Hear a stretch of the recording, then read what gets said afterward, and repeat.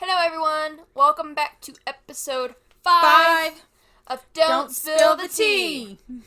You're trying. Alright, this episode we are interviewing and talking to my mother. Hello. Introduce yourself. I'm Mother. My name is Shannon.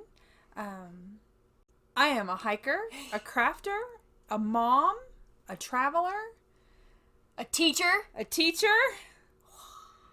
Maybe.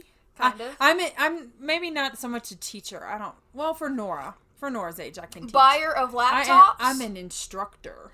Like I can tell them where to find some information. Go to Google. Yeah, YouTube. That brings us into our first question.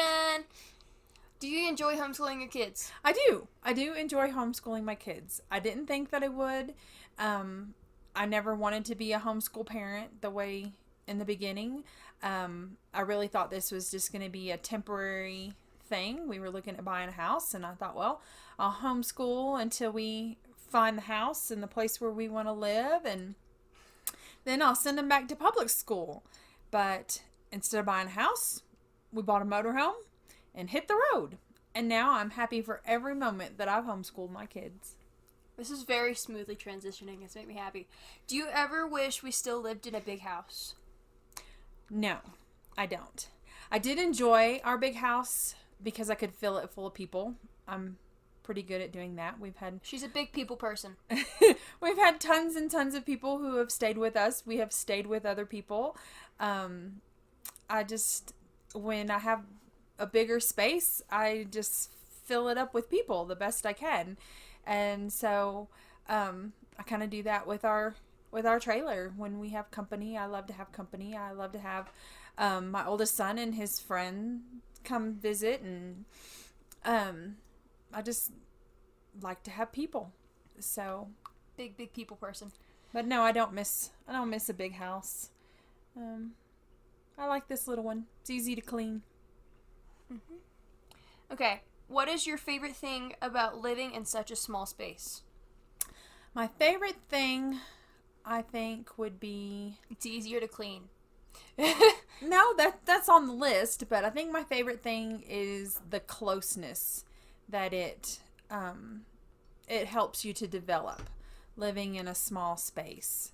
I feel like we're much closer as a family living in a smaller space than we would be if we were in a bigger area. Yeah, when we were in a big house, we all had like our caves, and we didn't talk to each other. In this, you're kind of forced to. And now I follow her around.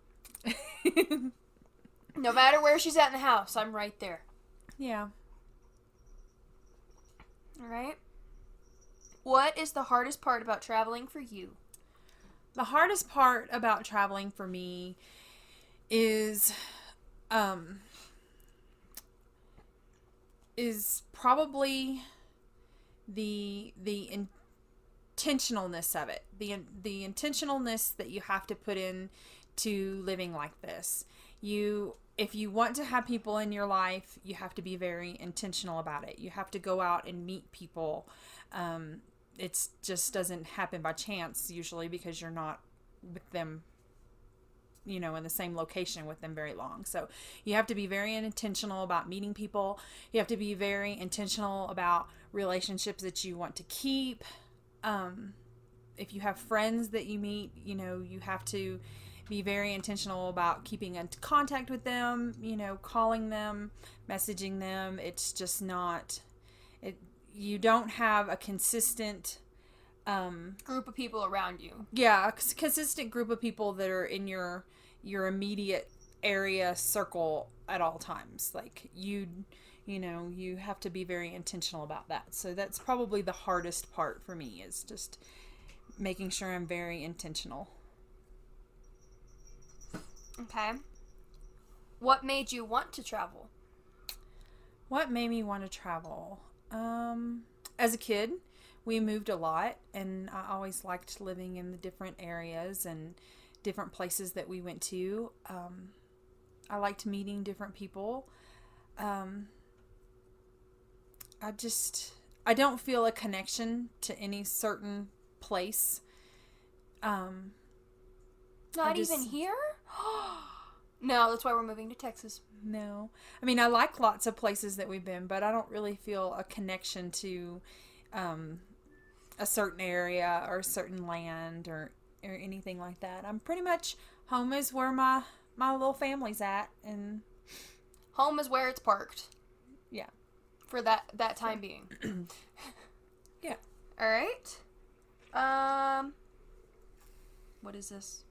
Oh, what is your favorite place we've been so far? I don't know. I have favorite things about everywhere we've been. I don't think I have one certain favorite place.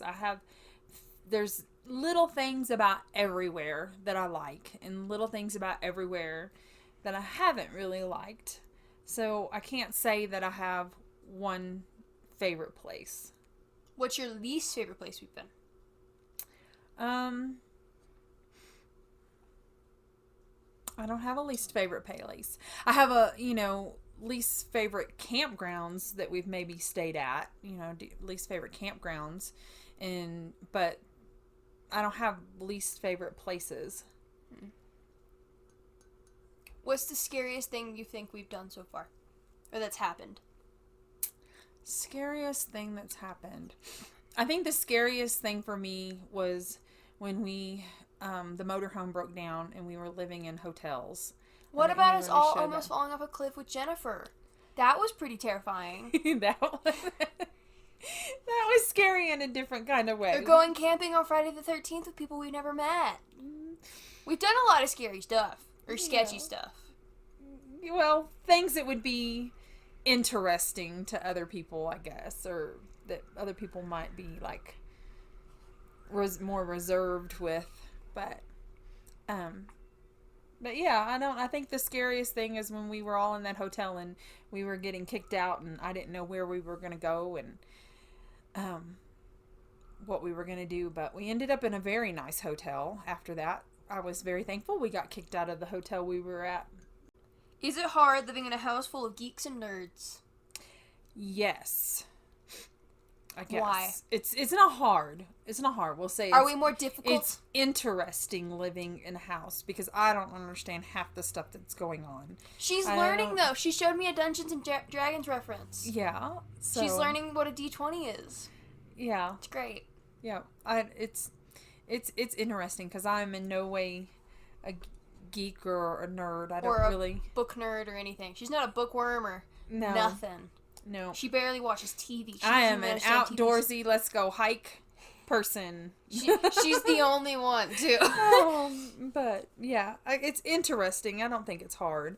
It's just, it's interesting and at times confusing. So. All right. Does your family drive you crazy living in such a small space all the time and always being around us? No. My family doesn't. Really? No. I'm always so happy to have you guys around. It really doesn't. I know that... Debatable. No, why is it debatable? Because yesterday I was trying to sit in your room and you're like, go out so I can miss you. Oh, but that doesn't mean you're driving me crazy. But sometimes everybody needs a little bit of space. That's another thing. Do you miss having so much privacy in the big houses, like as we had in the big houses? That's worded weird. I don't feel like I'm missing any privacy. I feel like I still have plenty of privacy. We have our rig has a master bedroom, and so we have our own bedroom. And yeah, she has her bedroom, Avery has a loft, Nora has our room, and I have the bathroom. What? That's why I'm in there all the time. It's the only place with a door, actually. Yeah. You can just like hold shut with your hand. You had a door in your room, but we took it off. Exactly. It took up too much space. Because when you're living tiny, you get rid of anything that takes up too much space. But no, I don't feel... Y'all don't drive me crazy at all. I really enjoy having... I just enjoy having people around.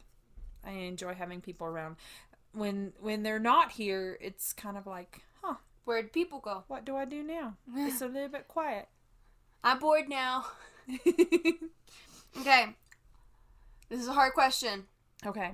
Actually, it's quite easy. Okay. Who is your favorite child? The cats don't count. And neither does the dog. The animals do not count. You're all my favorite children for different reasons. I like certain things about each of you. That's a very parent answer. Yeah. I love you all the same. No, I don't love you all the same. I love you all for many reasons. I love you all for different reasons. What's my reason? Your reason? I love you because you're spunky and you push yourself to be outgoing and you like to go out and meet people and you're kind and I love your drawings. I love going out to meet people goes with the trying to be outgoing. I try to outgo the house. Yeah. I love your craftiness. I think That's we're from you. alike in that way. I love that you're crafty and you do crafty stuff and yeah. I'm not crying. I have something in my eye. Not tears or anything, but like, yeah. Okay. So, What is one place you want to go to in the future? Chattanooga right now. In the nearest future, I'd like to make it to Texas. And then from Texas, maybe, Tennessee. we'll get to hang out some in Chattanooga. Tennessee. Tennessee. Some people from Memphis came into the restaurant the other day. They did. Yes. And they were asking me, like, where are you from? I'm like, I'm from Tennessee. And they're like, dude, us too. I'm like, yeah, I kind of got that from all your y'alls and bless their hearts. Okay, how long do you think we're going to travel? How long do you want to travel? I don't have... Until the day she dies. Yeah, exactly. I don't have any plans on quitting. Like, I don't have a desire at this moment to stop, so I don't know. Not at this moment, of course. No, I don't know if that will ever change. I don't feel like that. I don't feel like that will ever change. I don't have a desire for a house or to settle in one place. I want to see the world is so big and we only have so much time. It's like I already don't have enough time. Not enough time to see everything I want to see. Not enough time, guys. There's not enough time. Move into an RV and use time. Yes. Okay, use it. All right. That is it. Thank you for joining us On episode Eve of Don't Spill the Tea. Tea. Don't Spill the Tea. That should be what it is for now. Oh, all right. Well, we're fixing to move, folks. So, I'm not sure if we'll get next week's in or not, but we'll do it in the car. It's fine. Oh, you think? Yeah. We'll be out of the car by then. We can record one in the car on our way there. That'd be fun. Okay, maybe. Maybe our next episode will be coming at you from the truck. Yeah, you'll hear everything. All right. Thank you. Bye-bye. You say bye-bye like you're on a phone call. Mm-hmm. Why